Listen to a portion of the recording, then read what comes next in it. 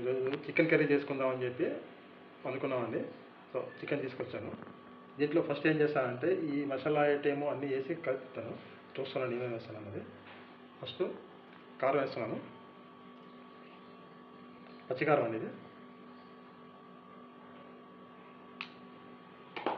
తర్వాత పసుపు,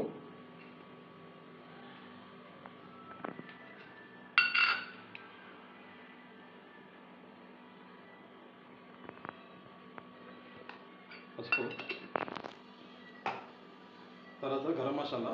ఈ గరం మసాలా ఇంట్లో చేసిందేనండి, అన్నీ వేసి మిక్సీలో పౌడర్ వేసి పెట్టుకున్నాం. కొంచెం ఇంట్లో చేసిన పెప్పర్ పౌడర్, మిరియాల పొడి, ఇది కూడా వేస్తున్నాను. కొంచెం ఎక్కువ చిటికెడు వేస్తానండి ఘాటు కోసం.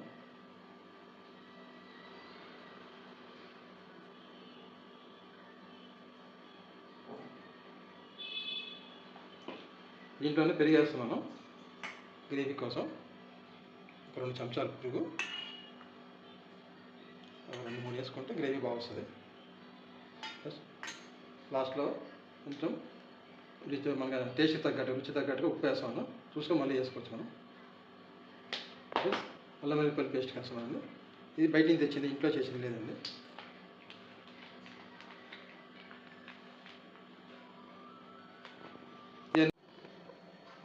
నూనె బాగా కాగిందండి.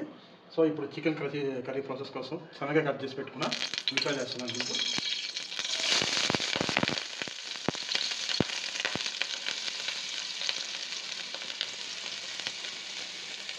ఆనియన్స్ మనకి బాగా బ్రౌన్ కలర్ వచ్చేంత వరకు నేను వేసుకుంటాను. వేసుకున్న తర్వాత దీంట్లో ఆల్రెడీ ఇప్పుడు సన్నగా కట్ చేసి పెట్టుకున్న పచ్చిమిరపకాయ కూడా వేస్తున్నాను నేను.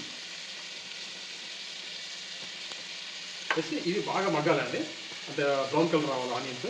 అప్పుడు నేను తర్వాత ఈ కలిపిన చికెన్ అదంతా కలిపెట్టుకున్నాను కదా, ఆల్మోస్ట్ హాఫ్ అన్ అవర్ అయింది అది కలిపెట్టి చికెన్ అది వేస్తాను నేను. ఉల్లిపాయలు, పచ్చిమిరపకాయలు, కరివేపాకు బాగా ఏగిందండి. ఇప్పుడు దీంట్లో గ్రేవీ కోసం నేను సన్నగా కట్ చేసి పెట్టుకున్న టమాటాలు వేస్తాను.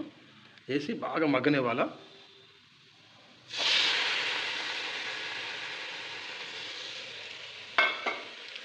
బాగా మగ్గనిస్తానండి.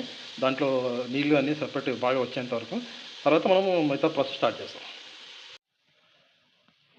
మనకి ఆనియన్స్, ఈ పచ్చిమిరపకాయలు, కరివేపాకు, టమాటాలు అన్నీ బాగా ఏగినాయండి.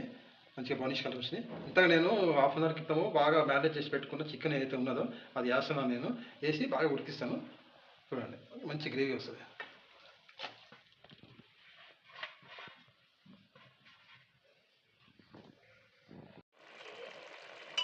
చికెన్ గ్రేవీ అయితే బాగా ఉడికింది దగ్గరికి. ఇది నేను ఏం చేస్తానంటే ఇప్పుడు దీంట్లోనూ ఇంతగా మిక్సీలో బాగా చెప్పాను కదా, బాదాము, జీడిపప్పు, గుమ్మడికాయ పేస్ట్ చేసుకున్నాను. కొంచెం పెరిగేసి అది వేస్తాను. మొత్తం అయినా ఎందుకంటే తీపి వచ్చేస్తుంది, స్వీట్నెస్ వచ్చేస్తుంది. బాగా పేస్ట్ చేసుకున్నాను నేను. చూడండి మీకు కనిపిస్తుంది దాంట్లో వైట్గా మనకి వేసేది. ఇదేంటంటే గ్రేవీకి బాగా ఉంటుంది, టేస్ట్గా ఉంటుంది అనమాట. మనకి రెస్టారెంట్ ఇది వస్తుంది టేస్ట్. ఇది వేసి నేనేం చేస్తానంటే కొద్దిసేపు అది ఇది చేస్తాను, అట్లనే పెట్టేస్తాను మూత వేసి. బాగుంటుంది టేస్ట్. చికెన్ వేసానండి, గ్రేవీ బాగా ఉడుకుతుంది. ఇప్పుడు దీంట్లో ఏం చేస్తానంటే కొంచెం కొత్తిమీర వేస్తాను.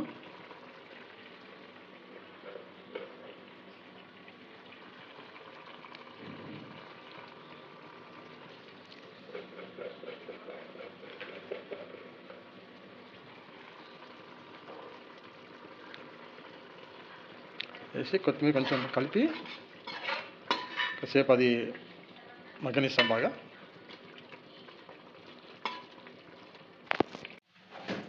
అయిపోయిందండి చికెన్ కర్రీ మొత్తం, గ్రేవీ అంతా దగ్గరికి పడ్డది.